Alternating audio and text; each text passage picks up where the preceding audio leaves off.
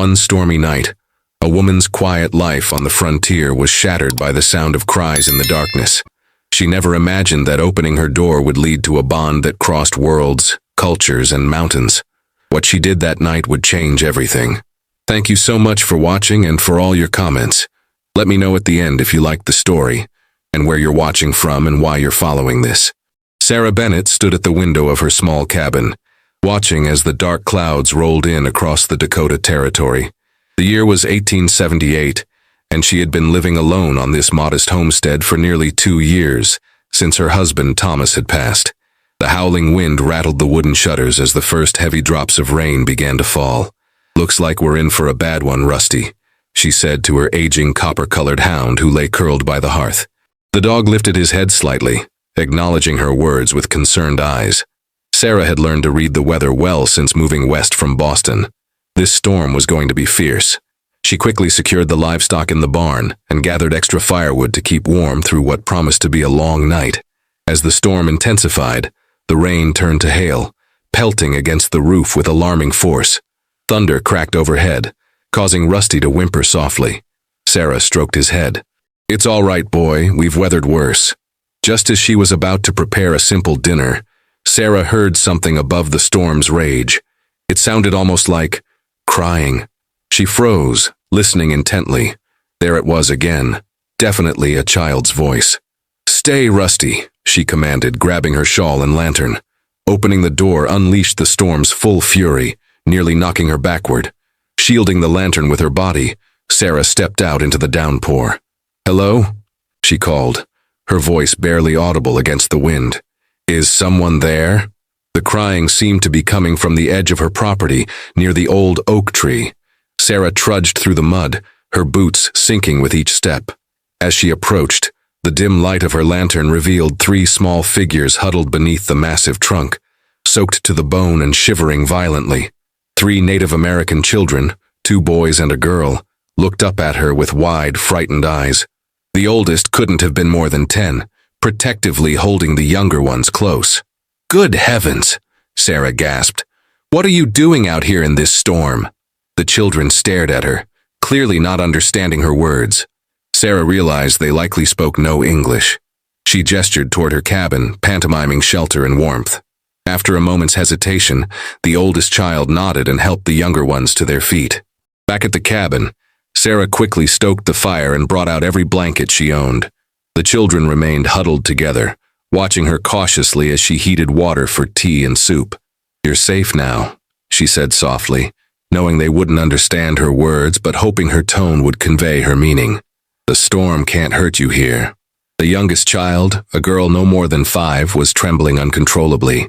Sarah approached slowly and wrapped an extra blanket around her tiny shoulders. The child's eyes met hers, frightened but also grateful. "My name is Sarah," she said, pointing to herself. "Sarah." The oldest boy seemed to understand the introduction. He pointed to himself and said, "Chayton," then to the younger boy, Hanska, and finally to the little girl, Winona. Sarah smiled. "It's nice to meet you, Chayton, Hanska, and Winona." She ladled hot soup into bowls and offered them to the children, who accepted eagerly, their initial fear gradually giving way to cautious trust. As they ate, Sarah wondered where they had come from and why they were alone in such dangerous weather. Their clothing suggested they were Sioux, likely from one of the nearby tribal settlements. Their parents must be frantic with worry. Outside, the storm showed no signs of abating. Lightning illuminated the cabin in brief, harsh flashes while thunder boomed overhead. Little Winona flinched with each crash, tears welling in her eyes. Sarah moved closer to the children and began to hum a lullaby her mother had sung to her long ago. The gentle melody seemed to calm them, especially Winona, whose eyelids grew heavy as she leaned against her brother's shoulder. "You'll stay here tonight," Sarah said, preparing a makeshift bed near the fire. "When morning comes and the storm has passed, we'll figure out how to get you home." As the children drifted off to sleep, Sarah sat in her rocking chair, watching over them. The storm outside raged on, but within her small cabin there was peace. She didn't know what tomorrow would bring, but for tonight these children were safe under her roof, and that was all that mattered. Dawn broke with surprising serenity after the violence of the night before. The storm had finally spent itself, leaving behind a landscape transformed, broken branches, standing water, and mud as far as the eye could see. Sarah rose early, careful not to wake the children who remained peacefully asleep on their makeshift bed. Stepping outside to assess the damage, she was startled to see two riders approaching from the east, their horses picking a careful path through the muddy terrain. Sarah tensed, one hand instinctively reaching for the rifle she kept by the door. Strangers were rare in these parts and not always welcome. As they drew closer, she could see they were Sioux warriors, their expressions grave and purposeful. The lead rider raised his hand in a gesture of peace.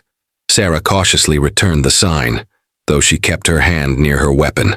"I am Looking Bear," the man said in halting but clear English. "We search for 3 children." Relief washed over Sarah. "They're here," she replied. "They're safe. I found them last night during the storm." Looking Bear's face showed immediate relief, but his companion remained stoic, eyes scanning the homestead with undisguised suspicion. "The children belong to our tribe. The youngest is daughter of our chief, White Eagle. Storm-separated hunting party. Many men search all night." Sarah nodded. "Please come inside. The children are still sleeping." Leading them to the cabin, Sarah watched as Looking Bear gently roused the 3 youngsters. Their faces lit up with recognition, and soon a rapid exchange in Lakota followed. Chayton explained something at length, occasionally gesturing towards Sarah. Looking Bear turned to her with newfound respect in his eyes. "Chayton says you brought them from the rain, gave them food and warmth. He says you sang to Winona when she was afraid of thunder." Sarah smiled, embarrassed by the praise. Anyone would have done the same. "No," Looking Bear said firmly. "Not anyone. Many white settlers would turn away Sioux children, especially in these times." He wasn't wrong.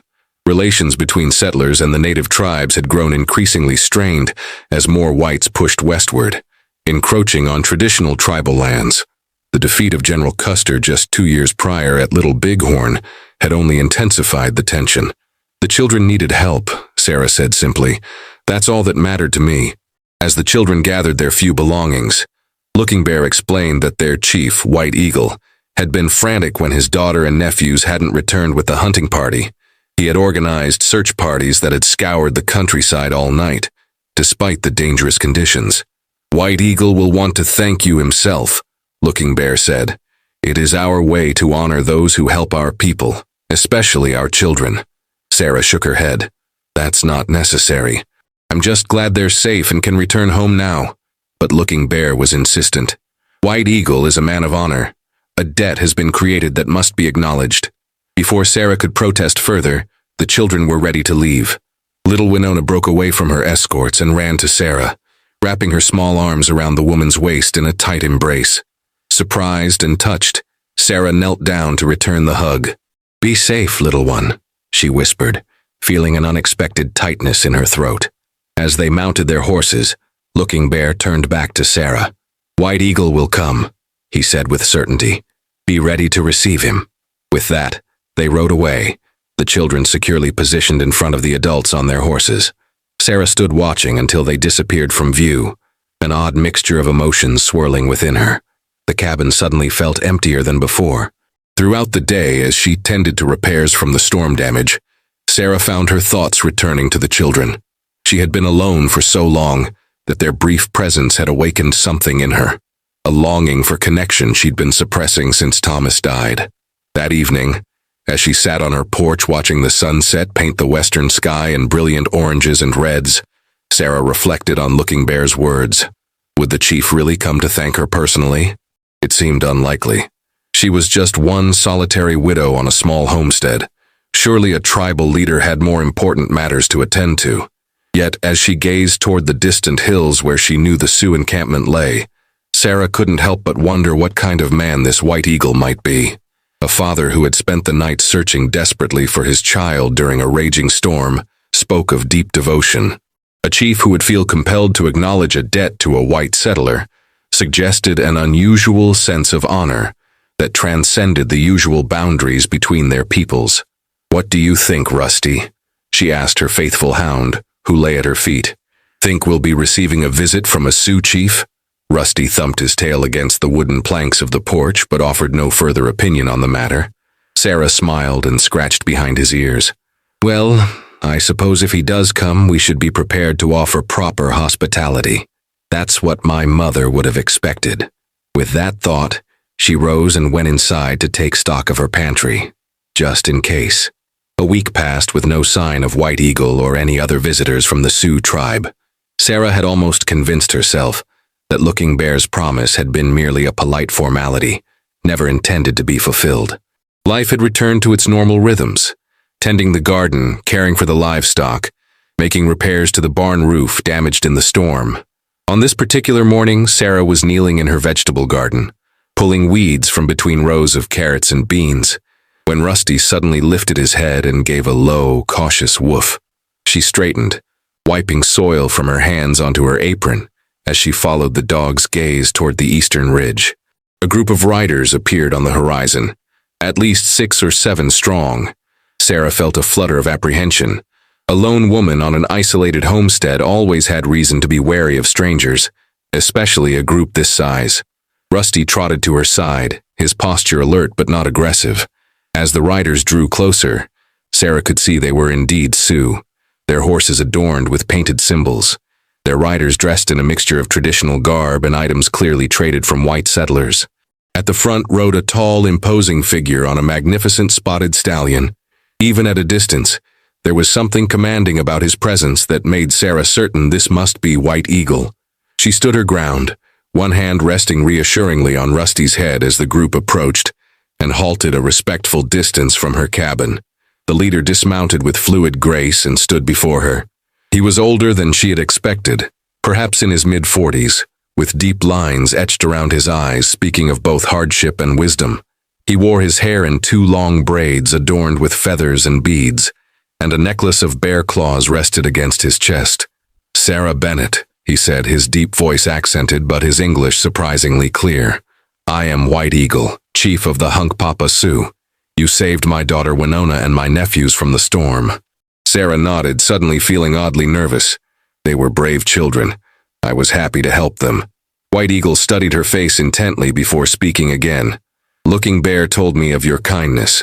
In a time when there is much distrust between our peoples, you opened your home to 3 Sioux children with no thought of danger to yourself. They were just children in need. Sarah replied simply. Yes, White Eagle agreed. Just children, not Sioux children or white children. This wisdom is rare. He gestured to one of his companions, who brought forward a beautifully crafted parfleche, a rawhide container decorated with intricate geometric designs.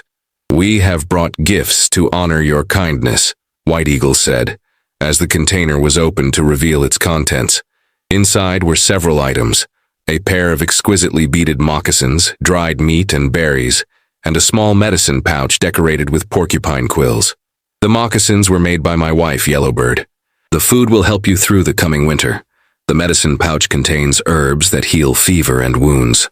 He hesitated, then added, Looking Bear said you live alone since your husband joined the spirit world. Sarah was touched by the thoughtfulness of the gifts. Thank you. Please thank your wife as well. This is very generous. White Eagle nodded. There is more. My people owe you a debt that cannot be repaid with small gifts. From this day, you are under the protection of the Hunkpapa Sioux. No harm will come to you from our tribe, and if others threaten you, send word, and we will come. Sarah was startled by this pronouncement. That's very kind, but not necessary. I only did what anyone would do. A hint of a smile touched White Eagle's face. No, not anyone. My daughter speaks of you each day. She says you have the heart of a mother bear, fierce in protection but gentle in care. Before Sarah could respond, one of the other riders, a woman, dismounted and approached. She was perhaps a few years younger than Sarah, with a dignified bearing that suggested she held an important position within the tribe. I am Yellowbird, she said, mother of Winona. She stepped forward and took Sarah's hands in her own. My heart was broken when my daughter was lost. Now it is whole again because of you. We are sisters now. Sarah felt tears prick her eyes at the simple, heartfelt declaration. I'm honored, she managed to say.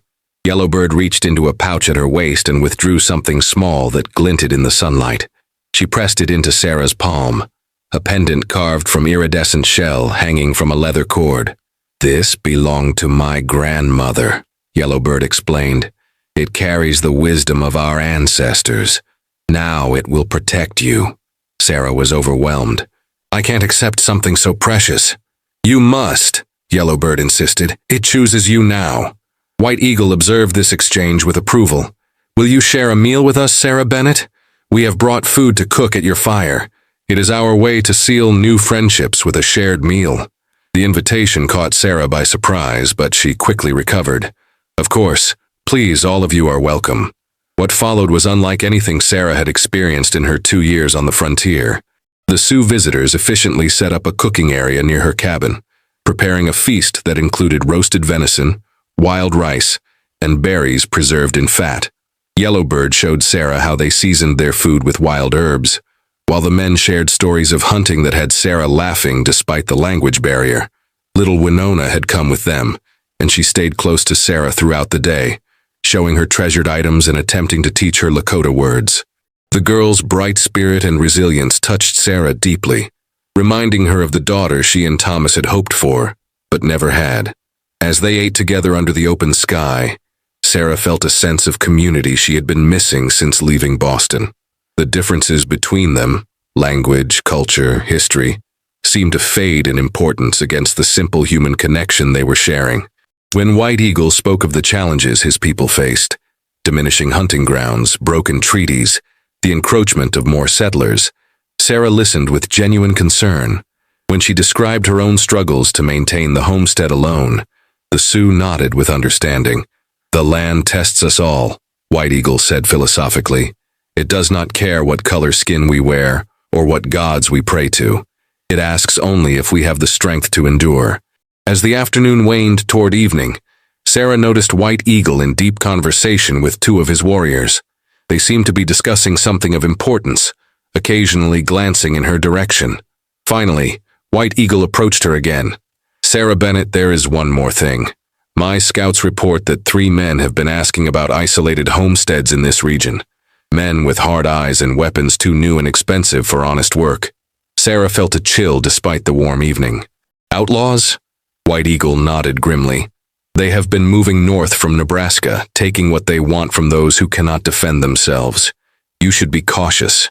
The warning cast a shadow over the day's warmth, but Sarah appreciated his concern. "Thank you for telling me. I'll be vigilant." As the Sioux prepared to leave, White Eagle took Sarah aside. "If trouble comes, light 3 fires in a row on the hill behind your cabin. My warriors patrol these lands.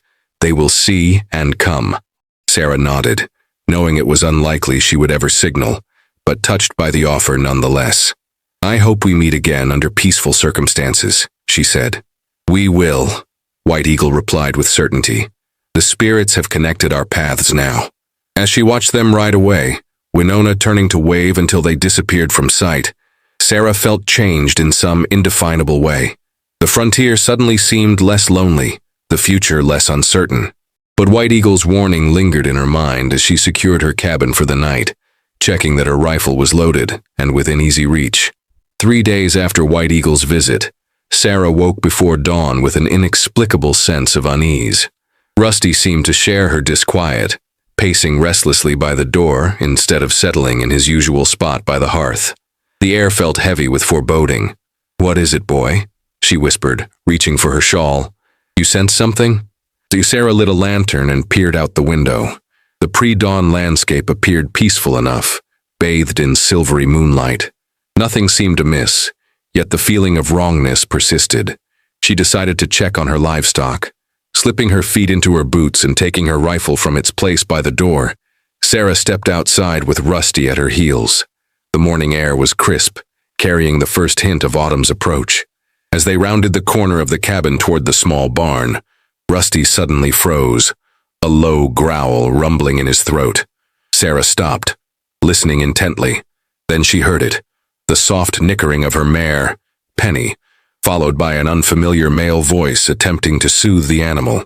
Sarah's heart hammered against her ribs. Someone was in her barn. Remembering White Eagle's warning about the outlaws moving through the territory, she gripped her rifle tighter and slowly backed toward the cabin, intending to secure herself inside and assess the situation. She never made it. A rough hand clamped over her mouth from behind, while another wrestled the rifle from her grasp. "Well, well," a gravelly voice whispered in her ear. "Looks like we found ourselves a lonely widow woman, boys." Two more men emerged from the shadows, their faces weather-beaten and hard, eyes glinting with cruel amusement. The tallest of them, a lanky man with a jagged scar running down one cheek, nodded toward the barn. "Get the horses saddled, Jeb, and anything else worth taking." He turned his attention to Sarah, looking her up and down with a calculating gaze. "This one's got a nice piece of land. Probably got some valuables stashed away too." Rusty lunged at the man holding Sarah, teeth bared, but the third outlaw swiftly kicked the dog, sending him yelping into the darkness. "Rusty!" Sarah cried out as the hand momentarily released her mouth. She struggled fiercely, but the outlaw's grip tightened painfully around her arms. "Feisty one, ain't she?" he chuckled. "I like that." The scarred man, clearly the leader, stepped closer. "Listen carefully, ma'am. We're taking your horses, your food stores, and anything else that catches our fancy. You can make this easy or hard on yourself. Your choice." Sarah glared at him, her mind racing. These men wouldn't hesitate to kill her once they'd taken what they wanted. Her only hope was to somehow get to the ridge behind her cabin and light the signal fires White Eagle had mentioned. "My husband will be back any minute," she bluffed. "He rode to the Smithfield Ranch for supplies." The leader laughed. "Nice try. We've been watching your place. You're alone out here, just like the last 3 homesteads we visited." His expression darkened. "And those folks weren't nearly as cooperative as I hope you'll be." A cold dread settled in Sarah's stomach. These men had killed before, and would do so again without hesitation. As they dragged her toward the cabin, forcing her inside, Sarah frantically tried to think of a way to escape, or at least delay them. "My lockbox is under a floorboard in the root cellar," she said, inventing quickly. "That's where I keep my husband's gold pocket watch and my mother's silver." The leader nodded to his companion. "Check it out, Wade. I'll keep an eye on our hostess." As Wade left to search for the non-existent cellar, Sarah noticed the first hints of dawn lightening the eastern sky. If she could just hold out until full daylight, perhaps create some kind of distraction. A familiar bark outside sent a surge of relief through her. Rusty had recovered from the kick and returned. The outlaw leader cursed and moved to the window, momentarily distracted. In that instant, Sarah seized her chance. She grabbed a heavy cast-iron skillet from the stove and swung it with all her might, connecting solidly with the outlaw's head. He crumpled to the floor with a groan as Sarah bolted for the door. Outside, she whistled sharply for Rusty and ran toward the ridge behind her cabin. The third outlaw, Jeb, emerged from the barn leading Penny and shouted in alarm when he spotted her fleeing. "Wade, she's getting away." Sarah heard pounding footsteps behind her as she scrambled up the slope, her lungs burning with exertion. Near the top were the 3 stone fire pits she had prepared following White Eagle's instructions, already stacked with wood and kindling. Fumbling with the matches she kept in her apron pocket, Sarah managed to light the first signal fire just as Wade reached the base of the ridge. The dry wood caught quickly, flames leaping upward in the dim morning light. "What the hell is she doing?" Wade shouted to Jeb, who was struggling up the slope after her. Sarah lit the second fire, then the third, praying that White Eagle's warriors were indeed patrolling nearby. The 3 fires blazed in a row, sending their urgent message across the countryside.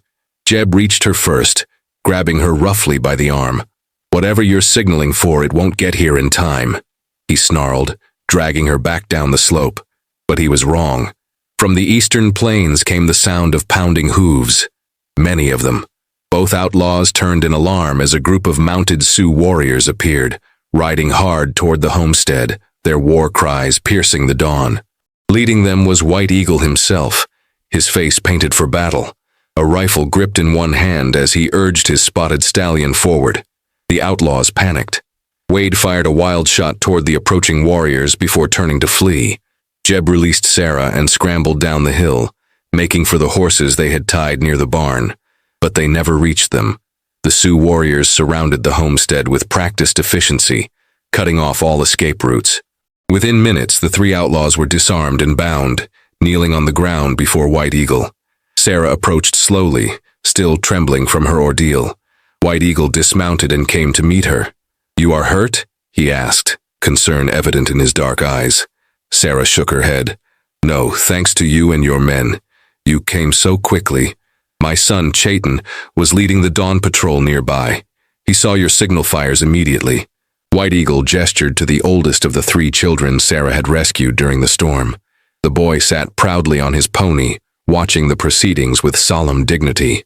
"What will happen to them?" Sarah asked, looking at the captured outlaws. "We will take them to the fort at Standing Rock," White Eagle replied. "The army has been hunting these men for the murders of settlers along the Nebraska border. They will face the white man's justice." As the warriors prepared to depart with their prisoners, White Eagle turned to Sarah once more. "You should not stay here alone. These men might have friends who will come looking for them."